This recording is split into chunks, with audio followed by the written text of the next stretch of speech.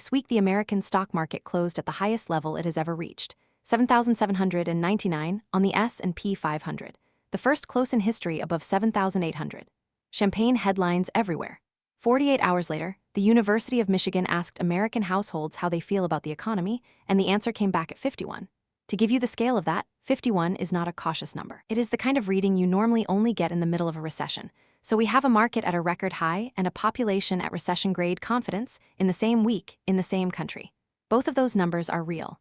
Both were published. Only one of them can be right about next year. This video is about which one, and about the third number nobody put on the front page. Let me be fair to the bulls first, because the good news this week was genuine and I do not want to strawman it. Consumer inflation came in soft. Then producer prices, which is what businesses pay rather than what you pay, came in completely flat for July, when economists had expected them to rise 0.2%. Flat is a good number, and markets did the logical thing with it. If inflation is cooling, the Federal Reserve does not need to raise interest rates. And if it does not raise rates, money stays cheaper, and cheaper money supports higher share prices. Traders cut the odds of a rate increase in September from close to 50% down to about 40%. That is a completely coherent chain of reasoning, and it produced an all-time high. So nobody was being stupid. But there is a question hiding inside it that almost nobody asked out loud. The question is why prices stopped rising. Because there are two very different reasons that can happen, and they have opposite consequences. And on Friday morning, the answer showed up. The University of Michigan's preliminary consumer sentiment reading for August came in at 51.0. Economists had forecast 54.5. July's final reading was 55.2, so it fell 7.6% in a single month, and it is down 12.4% from a year ago. That is not a wobble. That is a step change in how people feel about their own financial future, and it landed in the same week as the record. Now let me back all the way up, because if you have never traded anything in your life, that number is just trivia. So, what is it? The University of Michigan has been running a survey of American households since the 1940s. Every month they call a few hundred people and ask them plain questions. Is your household better off than a year ago? Do you think business conditions will be good over the next year? Is this a good time to buy a major household item? They roll the answers into one index, and it splits into two halves, which is the part that matters here. There is current conditions, which is how people feel right now, and there is expectations, which is how people feel about the future. Expectations is the half that predicts things, because how you feel about next year determines what you are willing to spend this month. And in this reading, expectations fell far harder than current conditions. Short-term expectations dropped 11%. Long-term projections dropped 17%. So Americans are not just saying today is uncomfortable. They are saying they have stopped believing in the next few years. And here is the detail that tells you it is not partisan noise. The decline showed up across the entire political spectrum, with the single sharpest monthly drop coming from Republicans, whose confidence now sits around 19%, below where it was just before the Iran conflict started. When both political tribes get gloomier at the same time, it is usually not politics. It is arithmetic. And then, on the very same morning, they proved it with their wallets. Retail sales for July fell 0.6%. The forecast was a gain of 0.1. That is the steepest monthly drop since May of 2025, and the mix is worse than the headline. Online sales fell 2.2%, the biggest decline of any category. Car dealerships fell 2%. Gasoline stations fell 0.9 in dollars. Total sales came in at $763.6 billion, down from $768.1 billion in June. Now I promised you honesty, so here is the honest caveat. The main reason is boring.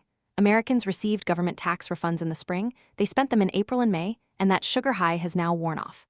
And sales are still 5% higher than July of last year. So this is a slowdown, not a cliff. But go back to the question we started with. Why did inflation cool? It cooled because people stopped buying things. That is disinflation, yes. But it is the kind that comes with an earnings problem stapled to it, not the kind that comes because supply chains healed. And there is one more number that makes this a genuinely different week. In the same week the stock market set that record, the United States Treasury had to go out and borrow money. It does this constantly, through auctions, where it sells bonds to investors. And this particular auction was for $25 billion of 30-year bonds. 30-year bonds are the long end of the market. They are the piece that reflects what investors think about the far future, not next quarter. The bonds sold at a yield of 5.216%. That is the highest interest rate the United States government has paid to borrow for 30 years since 2001. A quarter of a century. For context, that same auction cleared at 5.06% in July and at 4.91% just before the current administration began. And the demand measure moved the wrong way too.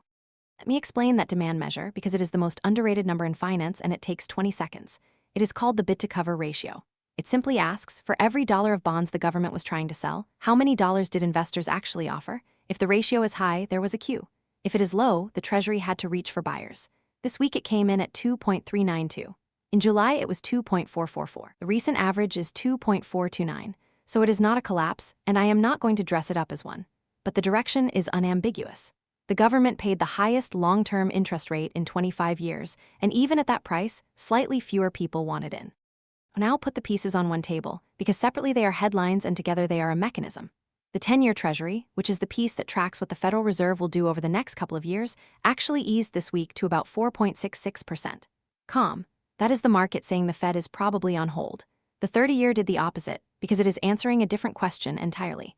It is not asking what the Fed does in September. It is asking whether investors want to fund this government for a generation against very large deficits and a lot of issuance. So we have two clocks in the same building and they stopped agreeing.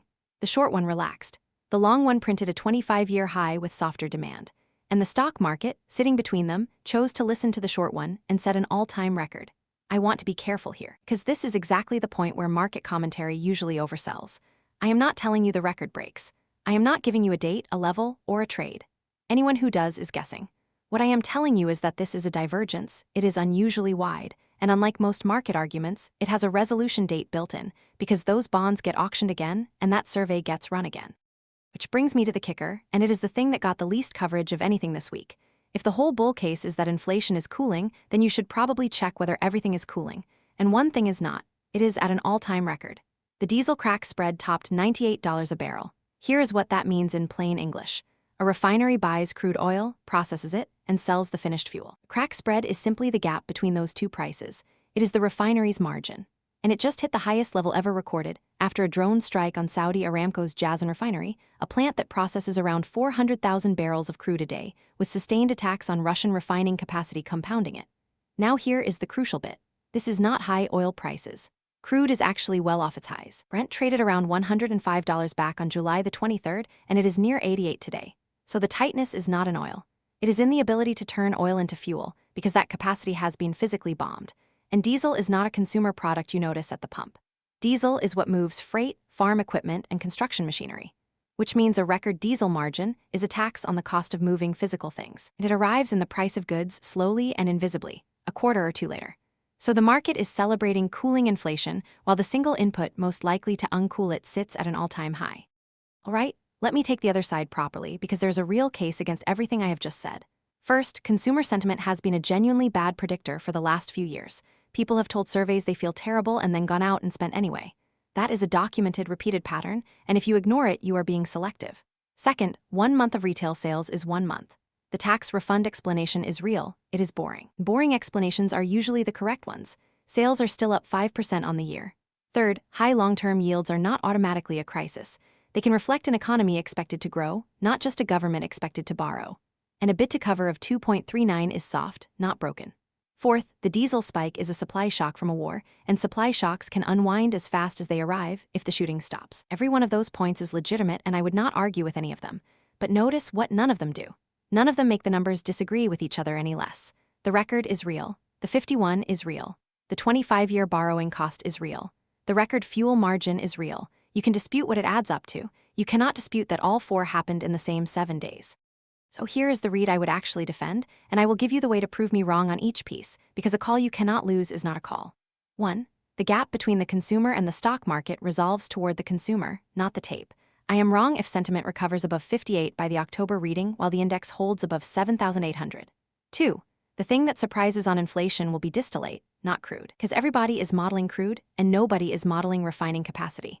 I am wrong if the diesel crack falls back under $75 by the end of September without crude collapsing with it. 3. The long end stays decoupled from the short end. I am wrong if the next 30-year auction clears below 5% with a bid to cover above 2.45. And the reason I would put those three together rather than separately is that they describe one condition, and it is the uncomfortable one. Demand falling while costs rise. Weak consumer, expensive fuel, expensive government borrowing. That combination has a name, and it is the single scenario that neither a record index nor a very calm volatility reading is currently priced for. I will leave you with the question rather than an answer. Of the two numbers this week, the record high and the 51, which one do you think is lying? Because here is the only real asymmetry I can find in it. One of those numbers is a survey of how a few hundred people feel. The other is a settlement price on a 25-year borrowing cost, and it is being paid in cash by the largest borrower on earth. Feelings can be wrong. Invoices are usually not. Tell me which side you are on in the comments. And if you want the full market walkthrough with everything else that moved today, the daily brief is linked below. This is research and education only, it is not financial advice. I'm Frankie, the asymmetric signal, one contrarian read a day. Subscribe.